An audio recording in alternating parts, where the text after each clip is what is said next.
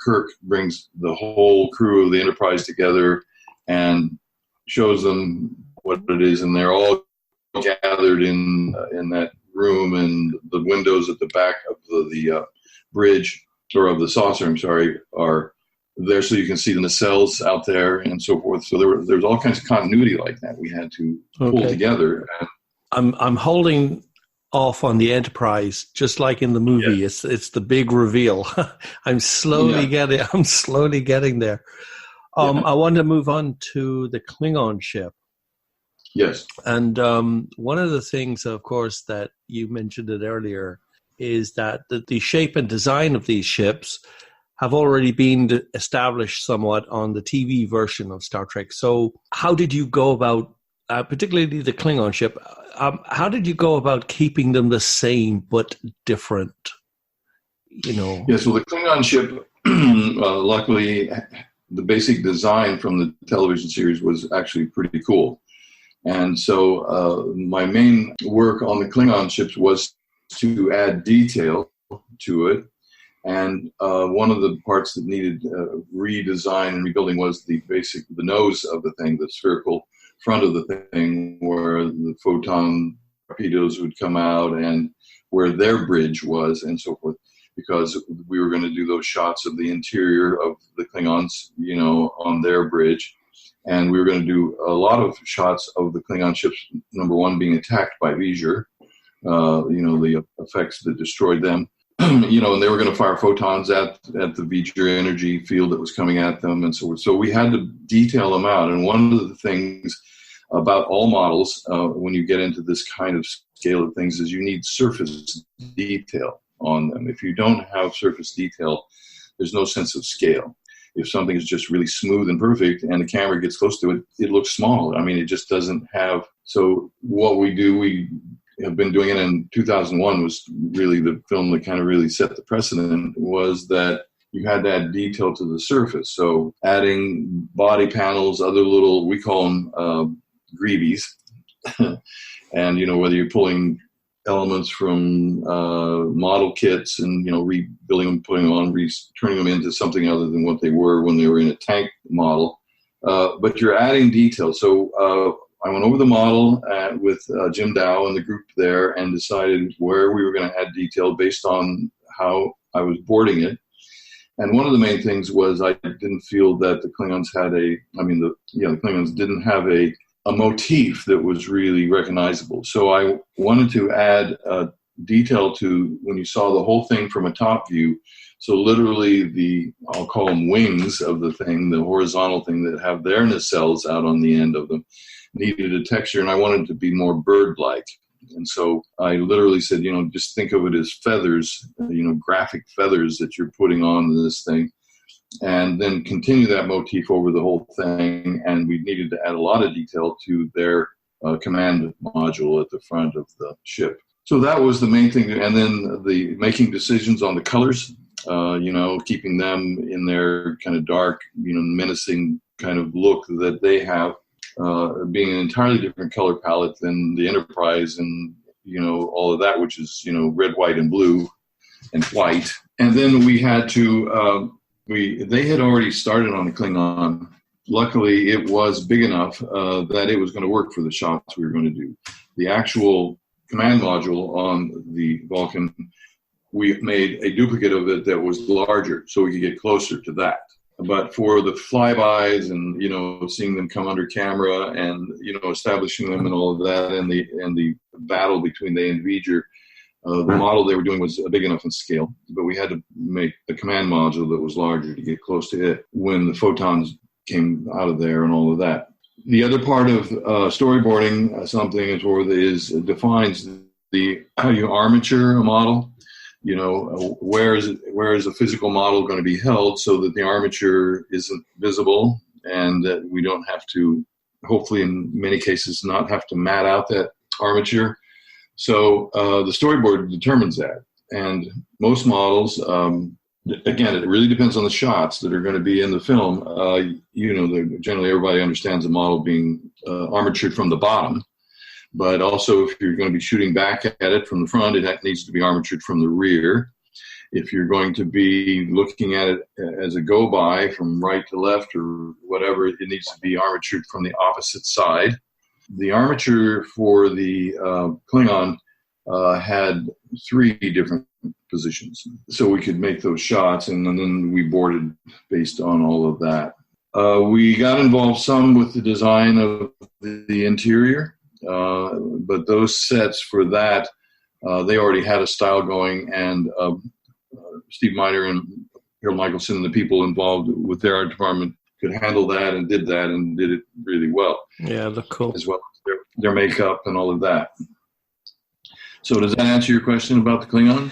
It does, yeah. In my head, I imagine that somebody from Paramount arrived in your office one day and said, all right, we need a feature, we need a Klingon ship, and we need the Enterprise. And there's a bunch of guys in your office all putting their hands up like, I'll do the Klingon. Who gets the Enterprise? And since that's the main character in the movie, I imagine that you put your hand out and said, "No, nobody touches the Enterprise till I say so." So I'm coming on to the Enterprise. So did you choose that because that was the lead vessel, of course, and that would be on the screen more than others? Yes, that was the most important of all the models. It's the icon. So to go back to, as you suggested, they showed up and said, we need an Enterprise. It wasn't, I wish it had been that clean, but basically we took meetings at Paramount. I went to the art department, I went to the sets, and I went to Matt Jeffers' place to see the model that he was building. And again, tried to use anything that was there, including design ideas or any of that. So the first thing was analyzing everything, as I mentioned, and the Enterprise, the model that Matt Jeffries was working on, was way too small for what we needed to do. It didn't have the new technologies built into it that would need its separate lighting systems. The Enterprise, the final Enterprise had, like 8 or 10 different lighting circuits. So we could control, every light on it, whether it was the lights from the windows or the nacelles or the whatever, and the strobes and the downrange deflector, all those things had lighting systems in them. But anyway, the model that he was building, I thought had some really neat things about it that he had already done. I don't know if you've ever seen pictures of it, but basically there are. And the proportions were generally the same, but the thing he had done that I thought was really important was he had put the struts that go to the nacelles back at a more streamlined angle. On the one in the television series, they were just straight struts that came out at a 90-degree angle from the fuselage, and they were quite weak looking.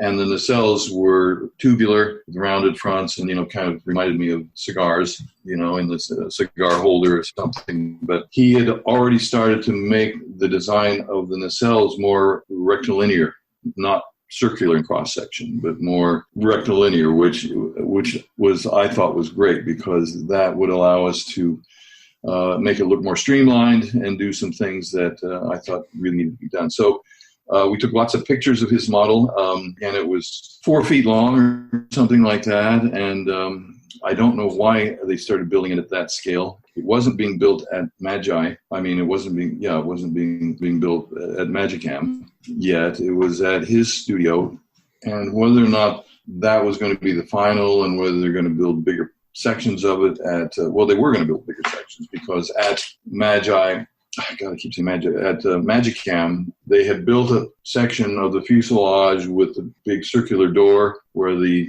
pod was going to dock with it and so forth.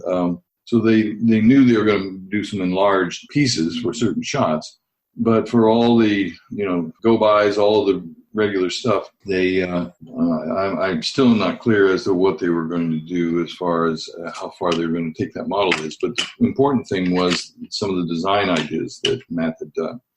So I took lots of pictures of those, and then brought those back to the studio, blew them up. I built, as part of the Able Studio, a really terrific photo lab to do blow-ups of things, so we could draw over them, and there's so many things that we needed to. For example, pictures of the bridge that they had already started to build. I had pictures of that, and then I could overdraw that and say, let's add this in the center above here to give that. So let's make the view screen more horizontal and change the proportions. Let's change the look of the con, where Kurt sat, and the look of all of that, and redesign the chairs they sat in so that they, folded over them to hold them in position when they got into turbulence. And so there are lots of things like that. The design of the way that imagery is seen around the perimeter of the bridge, and then the way that imagery or any stuff was seen on the con was also part of what I was trying to influence Roddenberry to do, to really push it into more modern things. And so I was continually pushing all the time to make things look modern, rectilinear, making the Enterprise itself overall, I used the term, I wanted it to be more Art Deco or Art Nouveau in a way. So I made lots of horizontal lines, extended the diameter of the saucer and put a reverse curvature on that. So when it came down from the bridge, it rolled on out and actually then kind of rolled back up a little bit toward the edge. Everything all the way through from the photon torpedo shape, what opened where the photon torpedoes came from. All that was detail that we needed to really refine. So I started overdrawing that thing, and I did the first drawings myself of the side view of the Enterprise and the top view.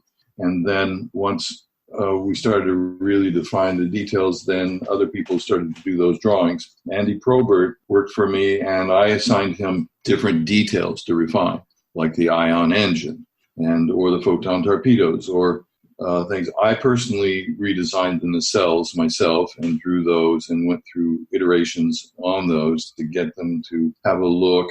And, part of what you have to do in science fiction and in all movie making and science fiction, there are subtle rules that one makes about every science fiction picture. What are the rules of physics that are in this movie?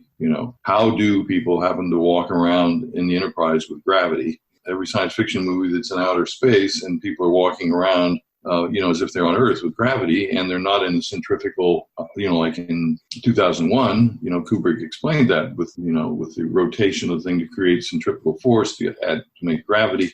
But when they walked through different parts of the craft, there were parts where it was weightless. And so in 2001, Kubrick paid homage to weightlessness in certain areas. So on the Enterprise, there's just this magic that everybody can walk around, and there's artificial gravity. Everybody's not wearing Velcro shoes, right? So right there, when you see a science fiction movie and there's artificial gravity like that, what are the rules of physics that the Enterprise has to deal with? And so I did a lot of research into the way that things worked in outer space and, how spacecraft were designed. And one of the most important aspects of all of that is any object in weightlessness, a pair of pliers, whatever it is, if you let it go in weightlessness, it'll start to rotate or turn, and it will turn around its center of gravity. So one of the things that always has driven me crazy about the Enterprise is its configuration is incredibly unbalanced. It's not a tubular spacecraft. It's cantilevered in an incredible way. And if you took an Enterprise in outer space and flipped it and let it start spinning, it would spin around a point that's not inside itself. Actually, the center of gravity of the Enterprise is outside itself because you have a saucer out in front and the nacelles, fuselage, and then these struts that come up and these nacelles that are, there's like a big V between them where these things are, and they're opposite ends of the craft. So to balance those, the balance point is actually above and outside, somewhere a little bit above and between the saucer and the nacelles. So it's not a balanced spacecraft. And no one who was ever designing a spacecraft would design something that looked like that.